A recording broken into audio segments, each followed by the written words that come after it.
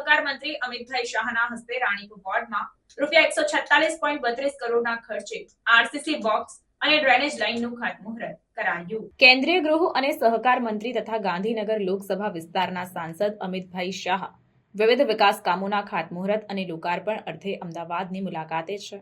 ત્યારે કેન્દ્રીય ગૃહમંત્રીના હસ્તે રાણીપ વોર્ડમાં અંદાજે 146.32 કરોડના ખર્ચે આરસીસી બોક્સ અને ડ્રેનેજ લાઇનનું ખાતમુહૂર્ત કરાયું હતું. અમદાવાદ મ્યુનિસિપલ કોર્પોરેશન દ્વારા શહેરના પશ્ચિમ ઝોનના રાણીપ વોર્ડમાં પ્રબોધ રાવલ બ્રિજથી કાળી ગરનાળા સુધી હયાત ચંદ્રભાગ નાળાના અંદાજે ₹146.32 કરોડના ખર્ચે કરવામાં આવનાર રિમોલ્ડિંગ અંતર્ગત આરસીસી બોક્સ અને 1200 mm વ્યાસની નવી નાખવામાં આવનાર ડ્રેનેજ લાઇનનું ખાતમુહૂર્ત કેન્દ્રીય ગૃહ અને સહકાર મંત્રી અમિતભાઈ શાહના હસ્તે કરવામાં આવ્યું હતું. આ પ્રસંગે અમદાવાદ શહેરના મેયર પ્રતિભાબહેન જૈન, સાબરમતીના ધારાસભ્ય હર્ષદભાઈ પટેલ, મ્યુનિસિપલ સ્ટેન્ડિંગ કમિટીના ચેરમેન દેવાંગ દાણી તથા સ્થાનિક આગેવાનો અને લોકો ઉપસ્થિત રહ્યા હતા.